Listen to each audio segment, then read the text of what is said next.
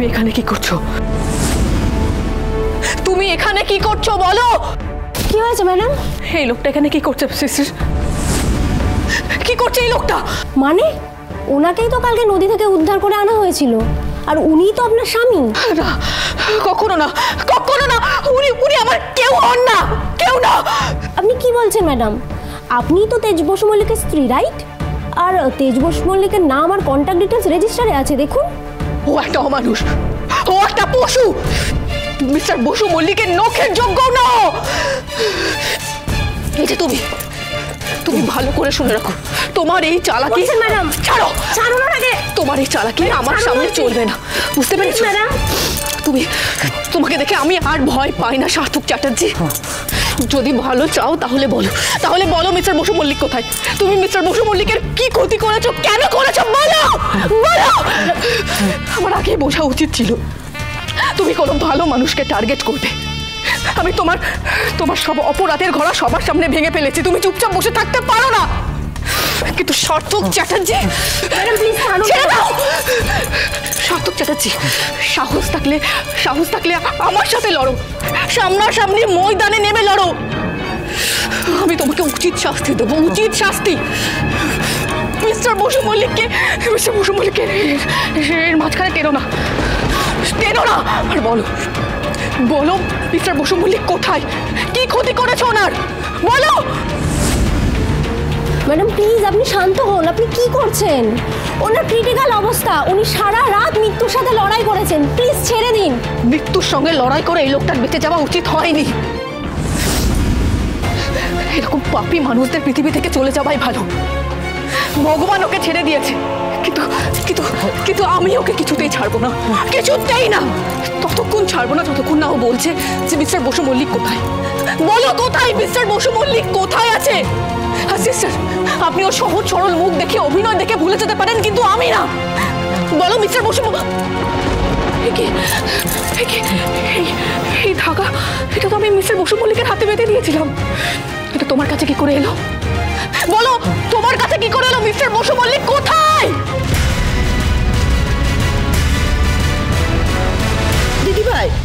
দিদিভাই গো, চোখ খোলো দিদিভাই। ও দিদিভাই খোলো। কতবার বললাম যে একটু কিছু মুখে দাও, একটা কথা শোনো না তুমি আমার। সারাটা রাত ঠাকুরের কাছে বসে প্রার্থনা করছে, এখন ঠাকুরের সামনেই অজ্ঞান হয়ে গেল। আমি এখন কি করি বলো তো, একা। ও দিদিভাই চোখটা খোলো দিদিভাই। আমি এখন ডাক্তার ডাকবো না, তোমাকে ঘরে নিয়ে যাবো। কি করবো আমি একা। ঠাকুর, ও দিদিভাই গো, দিদিভাই ও দিদিভাই গো, ও দিদিভাই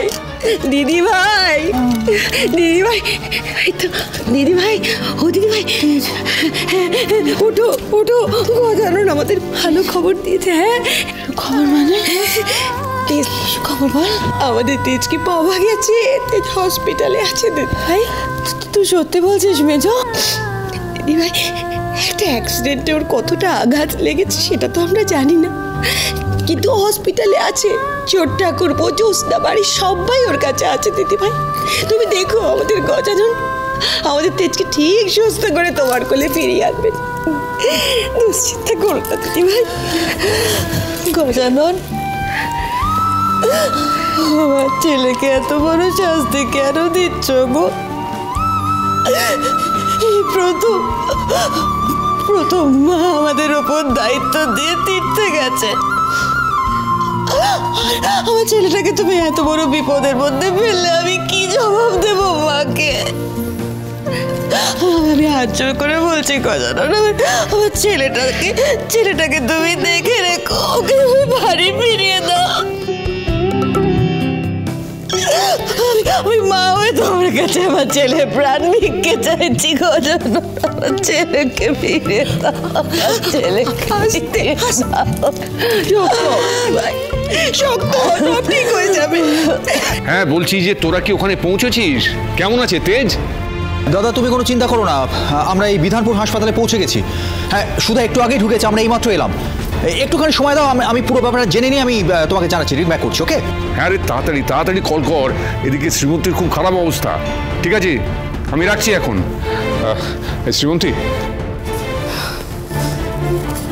এদিকে অবস্থা যে এত খারাপ সেটা তো দিদিকে আমাকে জানাতেই হয়, কিন্তু দিদি কিছুতেই আমার পুরো কথাটা শুনলও না। এখন সার্থকটা যদি সত্যি এবারে ছেলে হয় তাহলে তো দিদির জীবনে অনেক বড় ঝড় আসছে।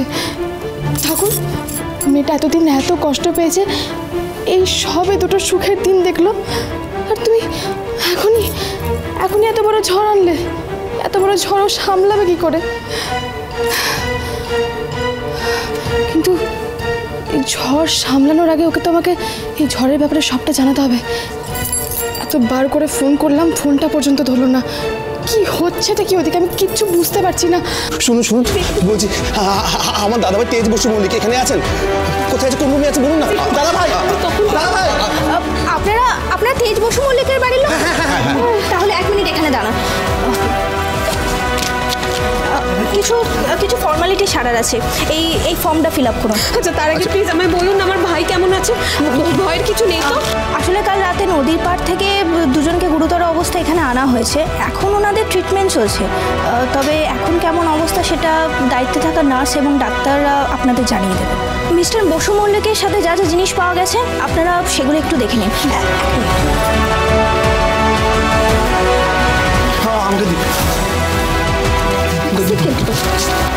কিন্তু শুনছো, এটা তো নিশ্চয়ই তেজের ওয়ালেট মনে হচ্ছে না, তাই না? তো কি মনে হয়? হ্যাঁ, দাদাভাইয়ের তো ওয়ালেটের কালার অন্যরকম, আর তাছাড়া পাসপোর্ট, দাদাভাই তো মুর্শিদাবাদ যাচ্ছিল, তা পাসপোর্টের কি দরকার? আচ্ছা, একবার ওয়ালেটটা খুলে দেখ না। দেখতো ফটো দেখি। ছোটকা, তোমার ছবি, তাহলে এটা কার ওয়ালেট ছোটকা? আমি কিছু বুঝতে পারছি না। আমি একবার দেখবি আর কি কি আছে ওয়ালেটে। এইটাই একটা আইডি কার্ড, কি লেখা আছে, কার এটা? অনিকেত। অনিকেত? তাহলে কি এই আমার ছেলে অনিকেত?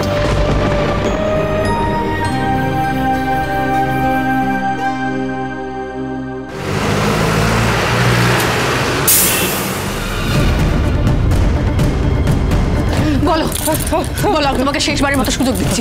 বলো মিস্টার বসু মল্লিক কোথায়, আর এই ধাগা তুমি কোথায় পেলে? বলো বলো। ম্যাডাম প্লিজ ছাড়ুন, আপনাকে হাত জোর করে বলছি, আপনি ওনাকে ছেড়ে দিন। এখানে এসব করলে আমার চাকরি চলে যাবে। প্লিজ আপনি বাইরে যান, একটু বোঝার চেষ্টা করুন, উনি খুব অসুস্থ।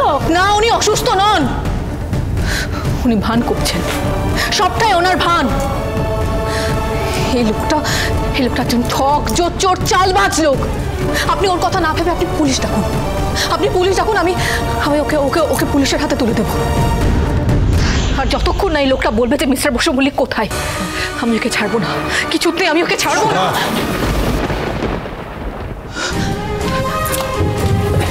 মিস্টার বসু মল্লিক, আপনি ঠিক আছেন তো? আপনার অনেক লেগেছে তাই না? আপনি মাথায় আর কোনো ভয় নেই তো? আপনি ঠিক আছেন তো? একটু দেখুন, আমি একদম আপনার সামনে সুস্থ দাঁড়িয়ে আছি। প্লিজ আপনি শান্ত হন। আপনার ভালোবাসা, আপনার প্রার্থনা তো সবসময় আমার সঙ্গে থাকে। কি করে কিছু হবে বলুন তো? আপনার কিচ্ছু হতে পারে না মিস্টার বসু মল্লিক, আমি আপনার কখনো কোনো ক্ষতি হতে দেব না। আর এক মুহূর্তের জন্যেও আমি আপনাকে আমার চোখের আড়াল করব না, কখনো না।